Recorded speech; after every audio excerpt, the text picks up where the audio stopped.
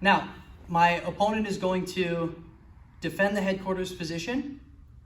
I'm going to try to go for that same side leg drag like we just did. She's going to defend the same side leg drag, not allowing me to redirect her leg or to even get in too close, all right?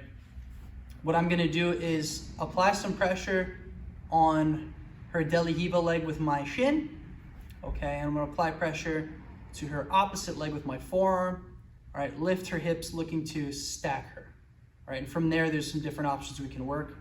I'm going to show one now. We're in De La Riva. I break the grip, I break the hook. I'm attempting to step over to headquarters. She points the foot up at my hip. It's not possible. Now, as I step back and I go to leg drag, she's just keeping this leg really strong and wide, and it's going to be hard for me to step in. I can already tell I'm not going to be able to tuck that leg into my hip. So what I do is pressure forwards with my right shin in the bend of her knee here. My left hand comes forearm right behind the bend of her other knee. So essentially, I have the same thing on either side. It's just on one side it's my arm, on the other side it's my leg. Now, what I'm going to do is pressure her forward so I can begin lifting her hips. So I pressure forwards, all right, and then this left hand comes right into the waistband of the pants or the belt. I prefer the waistband of the pants, and I'm gonna lift her hips, stacking her on her shoulders, and you're gonna see my left knee slide up behind the hips to keep her hips supported here as well. If this was a no-gi situation, okay, I'd pressure forwards, and then I'd just use my whole forearm to lift the hips, just like so, all right? Now, from here, what I'm going to do is drag this leg to my hip. So I reach the top of the thigh. I lift my chest just a little bit so I can fit her leg into this space of my hip. And now I'm going to reach this right arm directly down into her hip. I can lock a body lock. I can go hand over hand. Okay, and then what I'm going to do is corkscrew out towards my left. Okay, so I'm circle stepping to my left here. And I'm landing in a good leg drag position.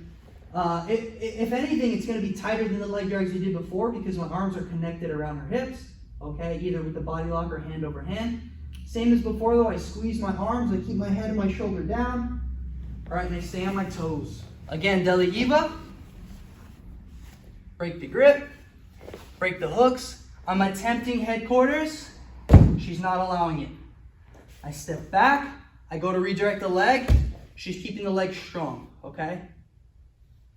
I'm going to pressure forwards with this right shin. Notice how even just this pressure begins to lift our hips slightly.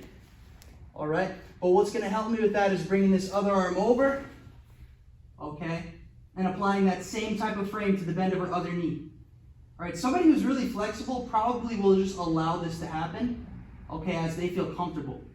All right? But I'm going to make them very uncomfortable now by lifting the hips all the way. So grip in the pants, lift the hips, begin to slide the knee behind the hips. Don't have your knee behind the butt like this. It's got to be behind the lower back, okay? I'm looking to have this space between her back and the mat. All right, now from here, I bring my chest or my hips away a little bit, tuck this leg into my hip, slide my hand down to the other hip. I go hand over hand, corkscrew or circle step. All right, back to a leg drag position. Squeezing, elbows tight, knees tight to the hips. Okay, securing my good position.